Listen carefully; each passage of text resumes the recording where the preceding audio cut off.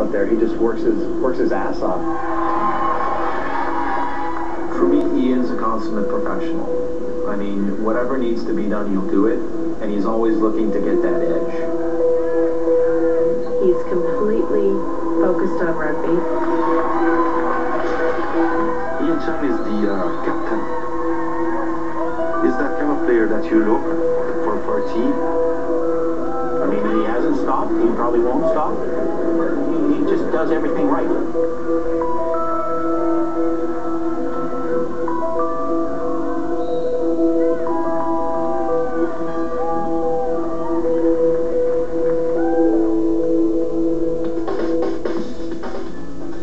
The Bonsor Complex in Burnaby, British Columbia. All these athletes are hoping to be selected for Canada's Paralympic wheelchair rugby team. One of them, Ian Chan, has already attended 2 previous Paralympic Games, and he wants to make Beijing his 3rd time lucky and come home with a gold medal.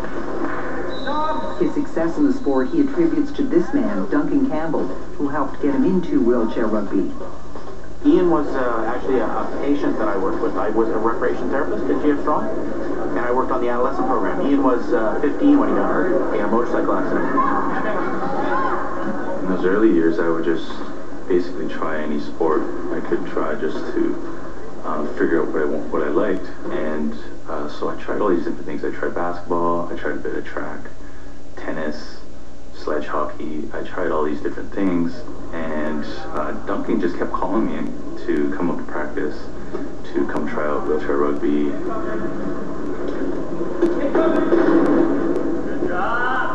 I encouraged him to play. It was a sport that he could participate in, and it took him a couple of years to get involved because they got to go home and work out their life. And then he started practice, and Ian is a guy who has worked really, really hard at getting where he is.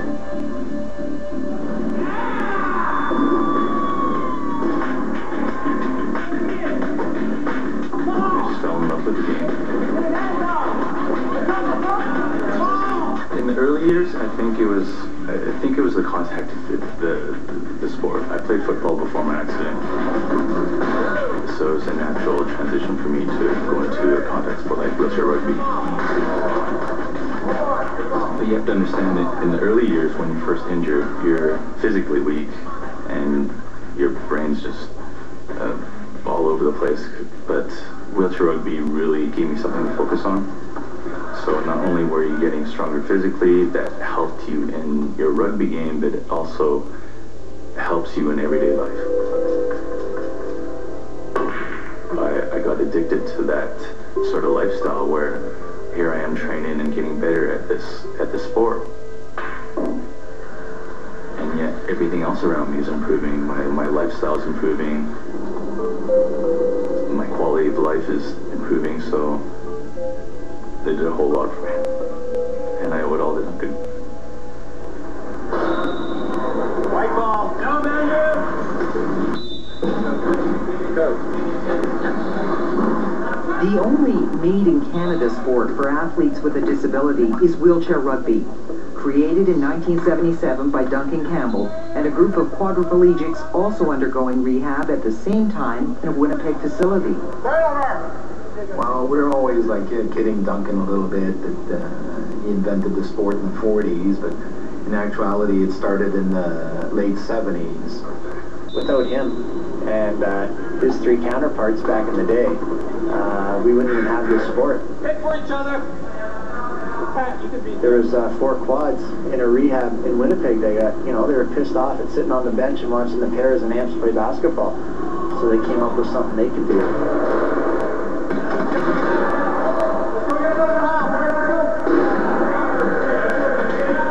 The only team sport that existed for people in wheelchairs was basketball. And if you're quadriplegic, you might not have real good function in your hands, and your arms are a little weaker. So you could wheel your chair. Maybe not quite as fast, but pretty good. You couldn't shoot basketball. You couldn't shoot it up high enough, or some people couldn't shoot, period. So we kind of just developed a game that didn't involve throwing a heavy object up high. You carry the ball over the goal line instead, and it's a lighter ball. a mini eureka. When we were going at the rehab, we thought, hey, this is pretty good. And then we would get our friends to come out and play against us, and then we thought, well, we should let other people know about this. And then it kind of evolved after that. As soon as you start telling people about it, it evolved. I think they just started chucking around a volleyball in a gym and just trying to kill each other. Hence the name Murder Ball. Here we go! Well, it's funny, when you first see it, you're like, yeah, this is Murder Ball. Like, when I was first exposed to it, I'm like, these guys are insane. They're just going out and running at each other. Then I got exposed to it, and I started playing. And once you learn and you know what you're watching, it is the most strategic game I've ever played. Me and you on the side, that's your team. Okay? We switch. All I'm going to call is switch speed, okay? You guys can seal that back door, then Whitey can go around and just sit there. You get denied on the give and go. It's non-stop. You have to know exactly where you are, who you're covering, and what your job is at all times. I forced Davey in the knee. Yeah. Free up that side. And I knew one of you guys would sneak in. We did everything right. Yeah. It looks like Murder Ball, and it is. Here we go! If you got a chance, you take your hit. Just the intensity of the players. We're not mean, we're not evil, we're not trying to hurt each other. Well, I mean, we have no ill will to anybody we're playing against. But it's competitive as hell and you want to win. That's pretty much the only reason I play at the elite level. It's actually the only Paralympic or Olympic sport that has heritage status. How are you?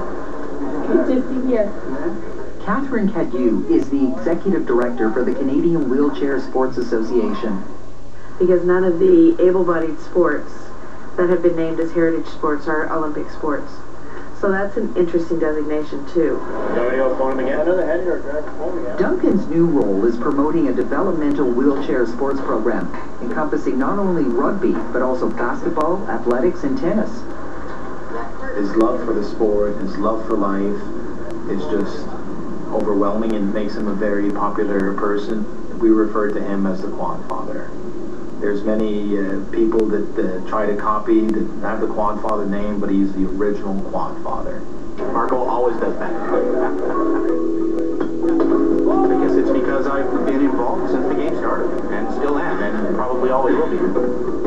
Many of the athletes at these wheelchair rugby trials were introduced to the sport by Duncan, and now, along with veterans like Ian Chan, are all hoping to be selected for Beijing.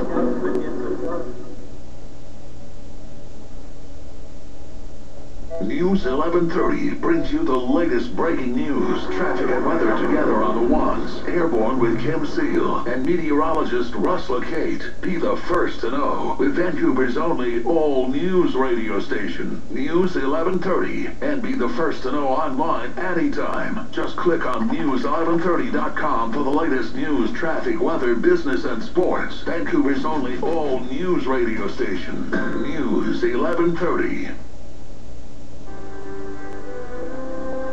Check out the Snore Fest. No kidding, let's get a pulse going here. This should do the trick.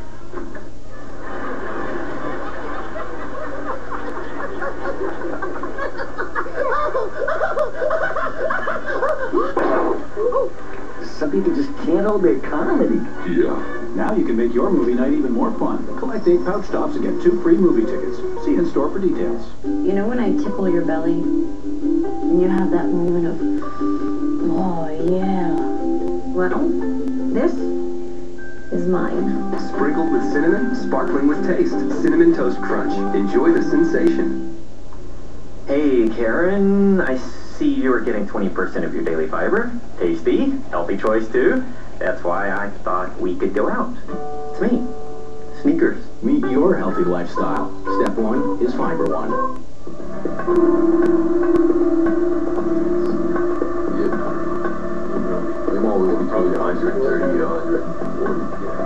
We're just looking at some of sample to just give us an idea of how much body fat you carry. So just do a few marks first. The Paralympic trials for the Canadian wheelchair rugby team that will compete in Beijing are continuing at the Bonzor complex. 25 of the top wheelchair rugby athletes in the country have been invited to participate in these trials. 12 will be selected to go to Beijing. In between scrimmages and drills, the athletes also undergo a series of tests to measure fitness. And besides Ian Chan, there are a number of other veterans on the team. One of them is Dave Wilsey, who was co-captain with Ian. I've known Dave for years.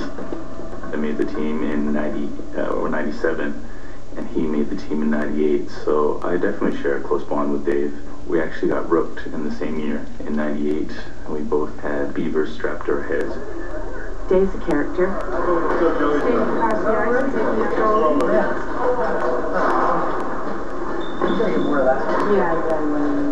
He's a natural-born leader.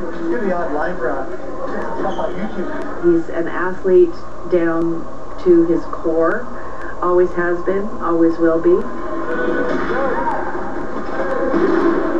I broke my neck playing hockey. I went head first in the boards.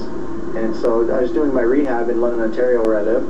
And a couple of guys came up and started talking to me about wheelchair sports. And they said they played this thing called wheelchair rugby.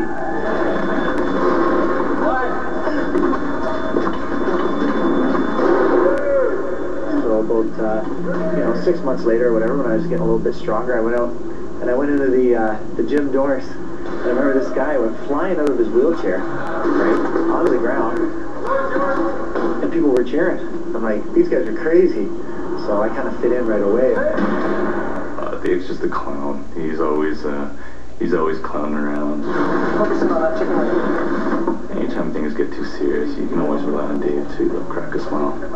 He's very charismatic, and he's always rooting for the players to do better. You work it, Joe. You work on that, Joe. Hand up, all day. It'll work, Joey. And he's a great teammate to have, and he's a great leader because you know he's there for you all the time.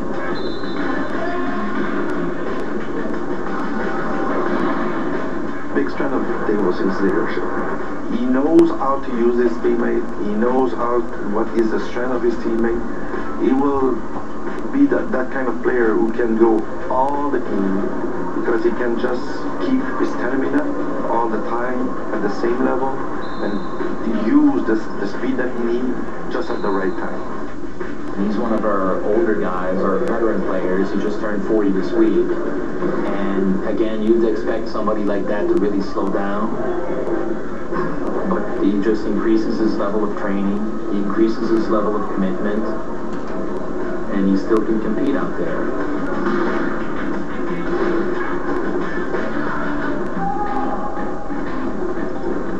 On the floor, I'd like to think that I try to make everybody around me just a little bit better by creating spacing, making them pass at the right time, and then on defense, working my butt off as hard as I can. Right now, the game has evolved, and it's more of a speed game.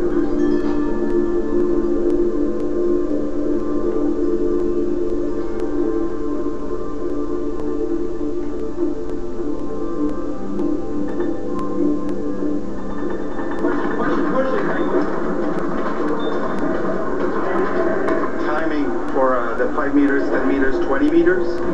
We will time the players for acceleration and top speed.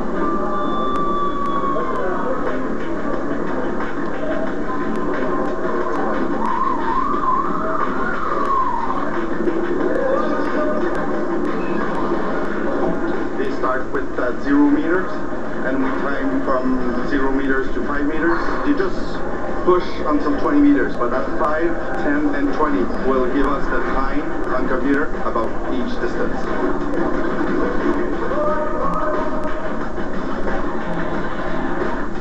That's kind of the trick. You want to try to get that body up to speed as fast as possible and efficiently as possible. So you do the first couple of real powerful and then getting into the quicker ones. These kind of broken things that you see are usually the hand slipping.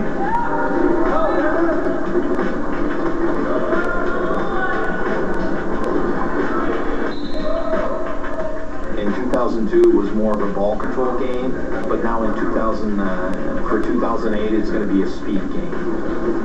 So I think the number one thing we're looking at is speed. Our Achilles heel, quite unfortunately, we beat ourselves more often than I think that we get beat. The best position for this guy is to be on the other side.